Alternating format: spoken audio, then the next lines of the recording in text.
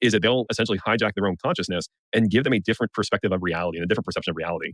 And what happens is the victims will be manipulated to a point where they will be pulled away from friends, they'll be pulled away from family, and only put all their trust in this one person. And because of that, and because of the kind words that they're saying, the victims will want to go and be with that person.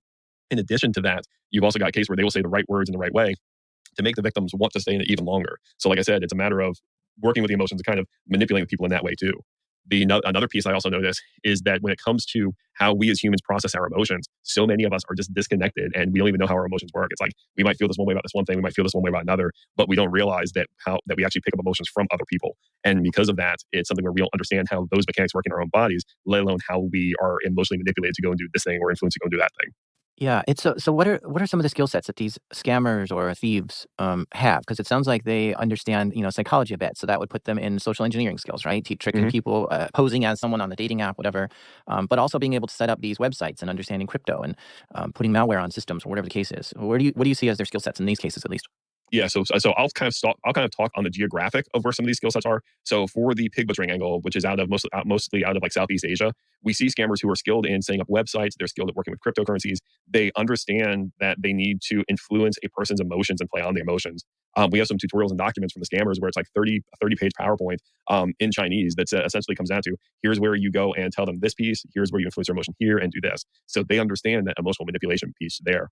For some of your romance scammers in Nigeria, they're a whole different basket. For them, they're sophisticated in money laundering. They know how check systems work. They know how to wire money from a United States bank out to another bank. And they also understand the underlying cryptocurrency networks to go and cash out a gift card or move money over here for Bitcoin. So it's something where depending on the geography of where the scammers are coming from, it really depends on like what that skill set is. And that's just two of the top countries that we see, but there's probably four more that I could list off that we see elements of social engineering scams coming out of that, again, go back to that human emotion, kind of those human pieces, if you will. The thing that strikes me, I think it should strike us all with like a bit of fear, is that this isn't, you see the cybersecurity news every day. It's, ransomware hit by this company and this other company got hacked and all that. This is us getting hacked. This is you and me. This is each one of our neighbors. This is individuals of the world, the citizens of the United States or wherever they are. And that is just such a close to home thing. It's not far away in some other company that I don't have to deal with. It's me and my personal assets are being attacked. And that, I don't know, like when you realize that the threat actor is right here in my bedroom on my computer, it gives us a different sense of safety. Yeah. And the other thing too, because of that safety, we will go and play so much on trusting the social media providers to be like, okay, this social media provider has a really big name, so that means they have to be safe and I can trust anything that's coming from there. So because of how large many of these providers are, there's inherent trust of using these platforms. And so many victims will go and be like, okay, I'm going to go and trust Facebook for seeing this stuff. Yet there was an article that came out a couple of weeks ago that said, no, 8 out of 10 cybercrime or 8 out of 10 cases of cyber fraud originate on Facebook. So when you see numbers like that, it's something where the scammers are going to use those trusted platforms to try and go after people on that. But no, I agree with you 100% is that it definitely adds a different level of fear to how the scam actually works. Because it's like that scammer is now in your bedroom with you and they're now stuck in your head as you're ruminating over all of the ways where they'll be like, okay, does this person love me? Are they trying to build this relationship? What else is going on? And the victims run it through their head over and over again.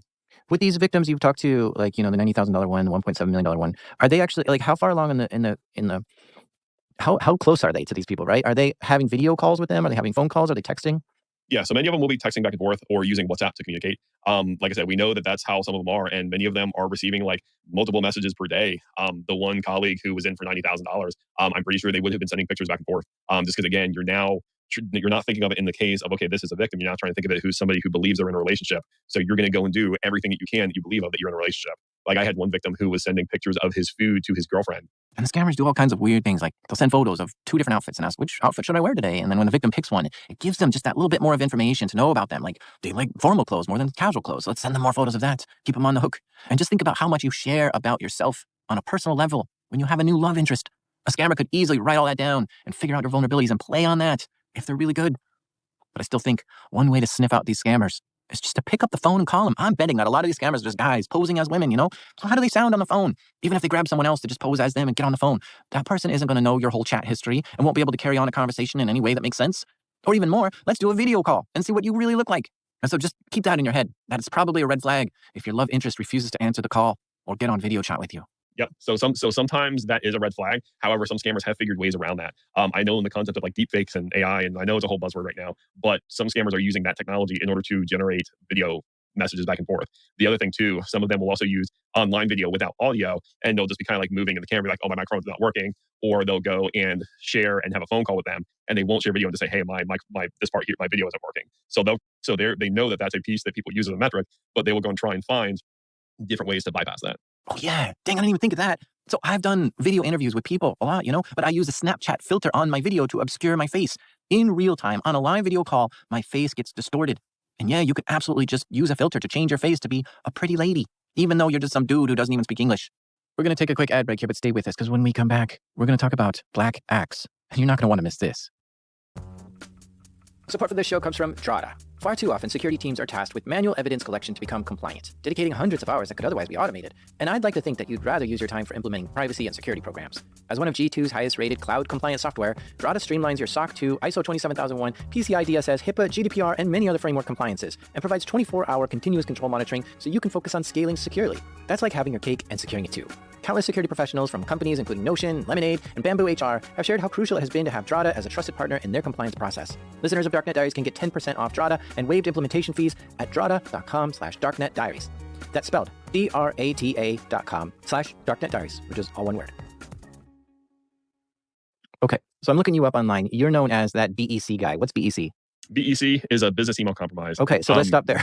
Okay, sounds good. BEC, we break down the term business email compromise, right? So the compromise part makes me think somebody has taken over my Office 365, email server and is in my emails. They've compromised my emails. But that's not what you say is BEC. No, so if you go and look up the history of BEC, business email compromise has been the number one crime 7 years in a row, minus last year. But the way and most people know it as is if you receive an email that says, "Hi, I'm the CEO of your company. I need you to do this urgent wire transfer for me. Can you wire $40,000 out to this account?" And that's what most people think of as business email compromise. To me, I just think when you tell me that story, I just think that's a phishing. I don't call phishing BEC. I just call it phishing. Right. And it's phishing is kind of the overarching term for any email-based threat like that. Is BEC always money related, or is it sometimes, no, we're just going to phish them so that we can get our malware on to steal their intellectual property? Yeah. So business email compromise, in most of the cases, it does not use malware. It does not employ any of those tactics around trying to install software on the computer. At most, they will do credential phishing where they'll try and harvest the email credentials and email passwords. But for a vast majority of business email compromise, there is no malware tied to that. There's only been a handful of cases that have been publicly documented specific to BEC actors using malware or something like that. But just for the most case, there's just no malware that's tied back to those types of crime. So if we're going to classify something, because let's say we get phished, all right? Yep. Somebody sends us a phish, we click the link, we installed malware. You'd say, oh yeah, that wasn't BEC. But if it was okay, we got phished. It was send money to this, and I sent the money. You'd say, oh yeah, that was BEC. Yep. Okay. So if you're going to classify as BEC, it's likely going to be financial related. Yeah. So now this pivots the whole thing in my head, right? Instead of you and me being targeted, now they're like, well, why target somebody who has thousands of dollars when we can target a business who has hundreds of millions of dollars? Yep. And that is exactly what it is. So we did a study. What we found was that when you go and think of your Nigerian print scams, your 419 scams, or you have this long lost relative in Nigeria, you go send me this money. What we found was that business email compromise was not some new crime. It was a symptom of ignoring your quote unquote easy 419 scams. And we've had direct confirmation that the scammers behind business email compromise are the same people who have been doing these Nigerian print scams for years. By the way, 419 scams are those Nigerian print scams. You know, the ones where they send you an email saying, oh, if you pay us some money, we'll release the inheritance that we owe you. And the reason why it's called 419 scams is because specifically in Nigerian law, Section 419 makes it illegal to do this. We've all laughed at these scams in the past, but they're getting more sophisticated now. They're evolving. So very much with what you said, they realize, oh, wait, no, I can go and get $40,000 out of this company as opposed to going to hit this one victim over here. And that's where we see the overlap between the romance scams is that when they go and send that phishing email to that company, they will use those romance scam victims as the money muling network to send money for these scams. So the victims will be the ones who will be receiving the money, who then wire it from the United States elsewhere in order to launder it up the chain. I mean, that's amazing, but what I am surprised of is just like hearing the evolution of it. It sounds like they've really honed their skills over time. They have. Yeah. And it's a combination of honing their skill, yet still keeping the stigma that these things are simple and unsophisticated. And that's the thing is that quote unquote simple and unsophisticated crime, minus last year, it was the number one crime 7 years in a row based on financial losses. What's the number one crime? Business email compromise. So from 2015 to 2021, it was the number one cybercrime based on losses year after year.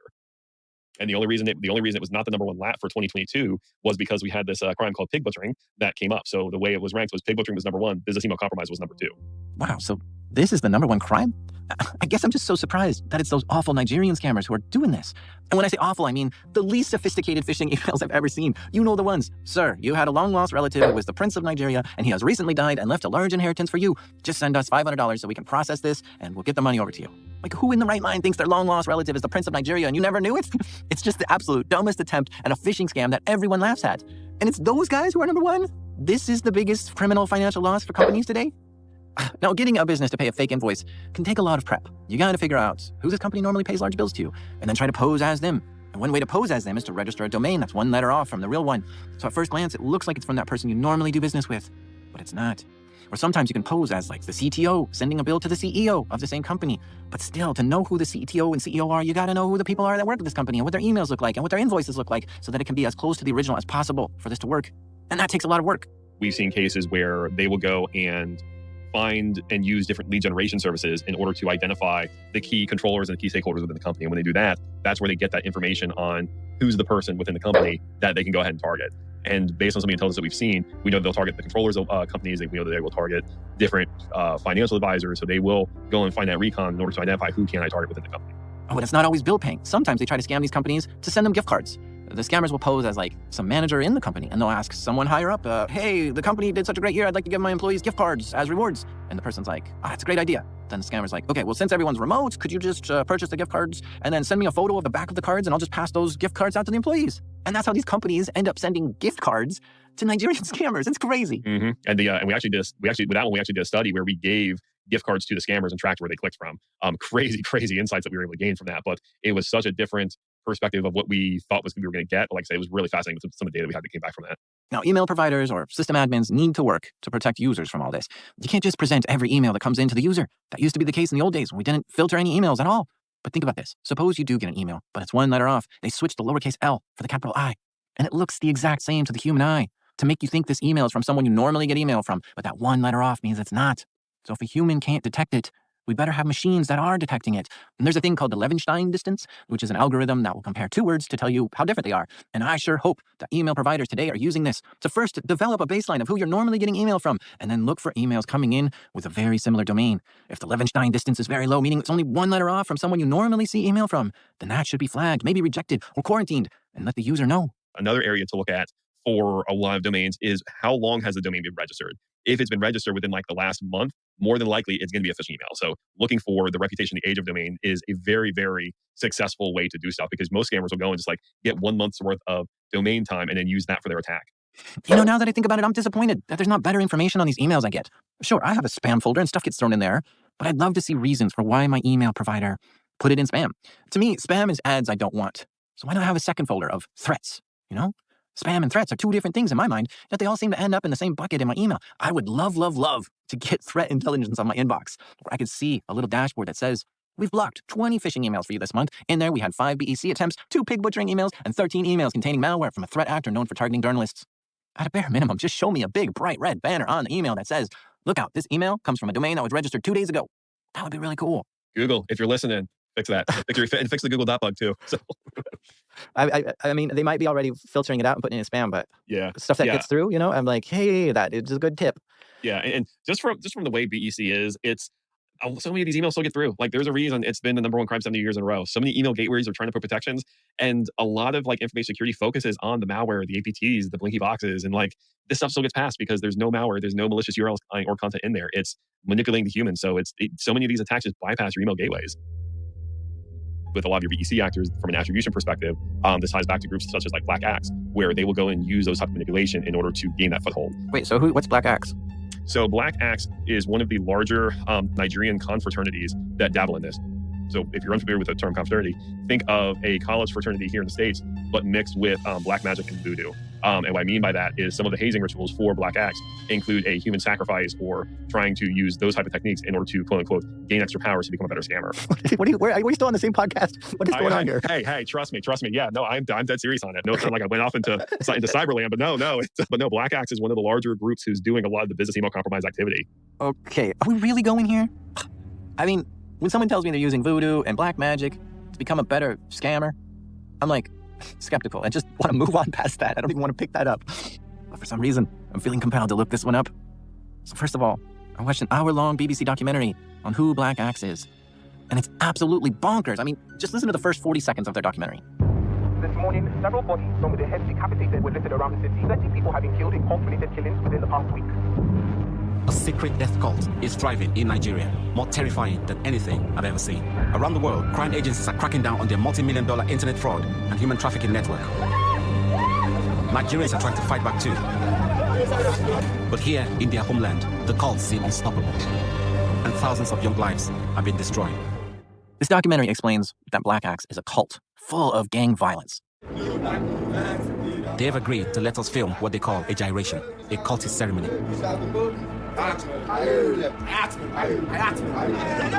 And these guys are really dangerous. They go around murdering people all the time, sometimes shooting up buildings or causing massacres, which I guess in the US is called mass shootings. The Black Axe has killed thousands of people. I'm on my way to the University of Benin to understand where all this violence began. The Black Axe formed here 40 years ago, and students are still being murdered on campus today. The Black Axe emerged out of a student fraternity known as the Neo-Black Movement of Africa, or NBM. The movement initially stood for peace, but over time became linked to crime. Today, many people use the names Black Axe and NBM interchangeably. This has been going on for 40 years? What? That's interesting because they initially started as a neo-black movement to fight oppression. But it's very different now, and it's unclear to me what their motives are now. Something freedom, something defend. But even though Wikipedia thinks NBM and Black Axe are the same, the people within NBM don't agree. Here's the president of NBM.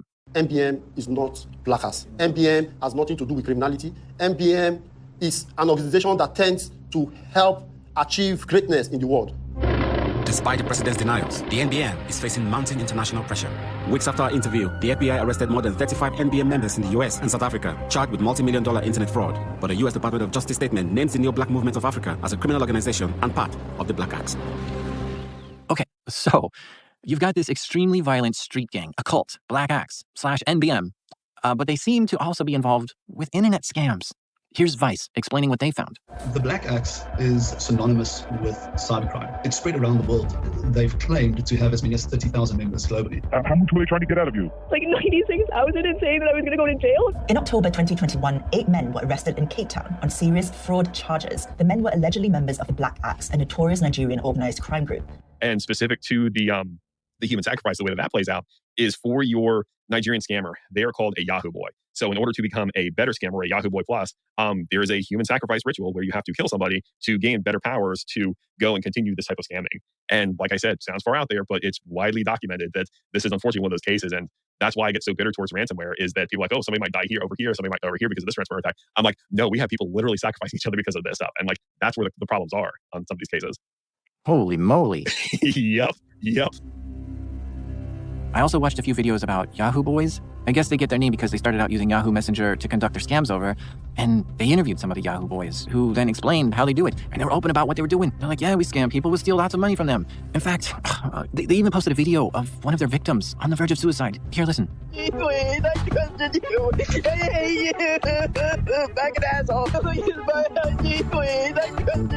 So even though they're ruining people's lives and know that some of these victims that they have are committing suicide, and they say they're all addicted to drugs, they deny their involvement with human bloodshed. It wasn't exactly clear from these interviews I watched, but it did seem like they were killing cows or other animals to try to level up their scamming, which I have to admit, at first I'm just like shocked that anyone would think that they'd become a better scammer because of an animal sacrifice. But the thing is, the culture of Nigeria is rich with a lot of this voodoo and hexing and charms and stuff. In fact, when a BBC reporter went to investigate the Black Axe cult, he found a vigilante group who was trying to stop the Black Axe, and they gave him a charm to protect him during his investigation. Their commander, Lanre Olabinjo, summons ancestral spirits to protect his men. Just got this sort of amulet, and this will guarantee my safety on this raid, that no bullet will penetrate into my skin, and regardless of this, but this is what the Yampos are relying on. They gave him an amulet to protect him from gunshots. He still wore a bulletproof vest though. But this is what I mean. The culture there is really big into this. And you know, luck is a weird thing. It feels like a mysterious force. Can it be changed in any way? So I can see why somebody would want to do weird stuff to try to improve their luck. And if you really, really, really want to improve your luck, then maybe you've got to do something a little insane. And I can see how bloodshed can get mixed up in all this. It's very awful and strange, though. But how the hell did we get from romance scams to this? Man, the places we go on this show. Now I can see why you're so fascinated by all this. These stories are crazy. Yeah. Tell us about that one story you heard about going on in South Africa. Okay, yeah. But so this was a Black Axe case they had down in South Africa. And like I mentioned earlier, I do a lot of work back and forth with law enforcement, so I get to hear a lot of the good stories as a result of this. But they were doing the case. They went down to go and arrest the individuals, and they were kind of at this compound down in South Africa, and they didn't really, and they were able to get into most of the houses and most of the buildings, and there was one building or one window in the back that they couldn't get into, so they were able to bust it down, got in there, and in that building, what they found a pile of money covered with blood and dead chickens. So as they came out and unlocked the door to get in there, they kind of got talking to the people that they were arresting, and they were like, "What's this?" Because you don't really expect to find that on a law enforcement engagement. So what the scammers had said was, "Well, it turns out that the magic here in South Africa is not as strong as the juju in Nigeria, so we need a larger pile of money." And that's one of the things that most people don't realize is that there is a spiritual aspect that plays on this that many of the scammers believe. And when you account for that, and you account for a lot of the way that they perceive a lot of stuff, it gets really, really interesting. And because of, again, that spiritual aspect, like I said, there's so many other things that the scammers are kind of playing with and using or believe